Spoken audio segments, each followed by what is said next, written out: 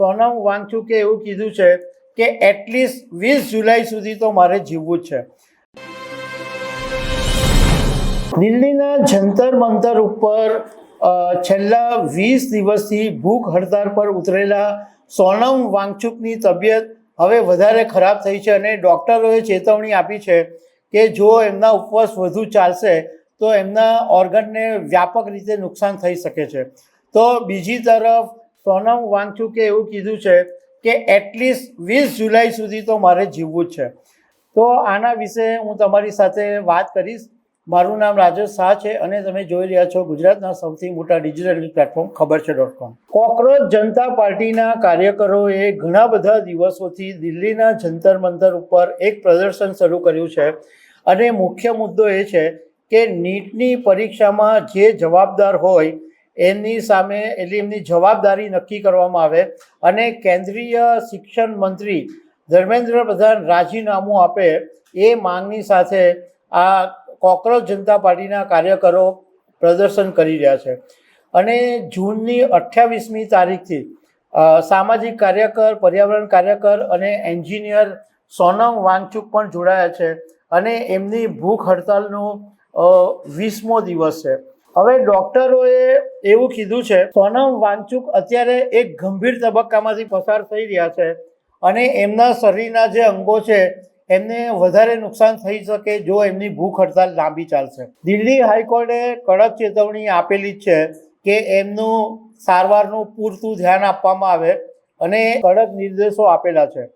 પણ સોનમ વાંગચુકને ઘણા બધા લગભગ 1800થી વધારે કલાકારો, બોલિવૂડના એક્ટરો, રાજકીય નેતાઓ બધાએ જઈને એમને વિનંતી કરી છે, એમને લેટર બી લખ્યા છે કે પ્લીઝ તમારી ભૂખ હડતાળ સમાપ્ત કરો.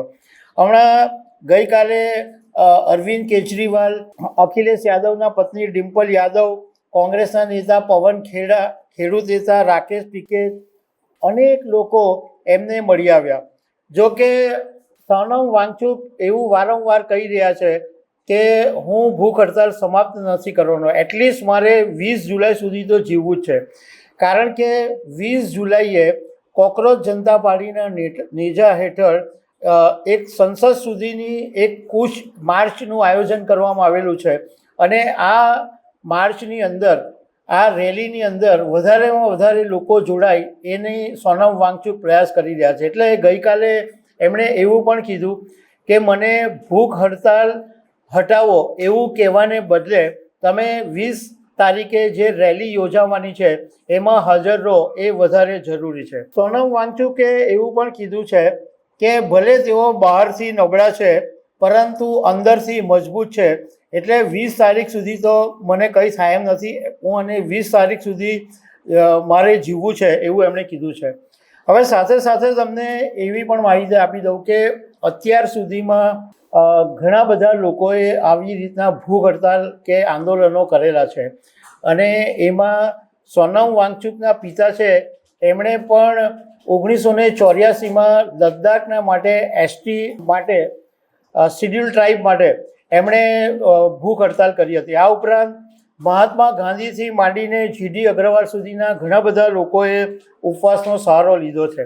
પણ અત્યાર સુધીમાં સૌથી વધારે દિવસો સુધી ઉપવાસ કરવામાં ઇરોમ શર્મિલા છે કે જેણે મણિપુરથી સશસ્ત્ર દળ વિશેષ અધિકાર હટાવવા માટે 2000થી માંડીને 2016 એટલે 16 વર્ષ સુધી ભૂખ હડતાલ કરી હતી અને એમની હાલત એવી થઈ ગઈ હતી કે એમને નાક દ્વારા પ્રવાહી આપવામાં આવતું હતું.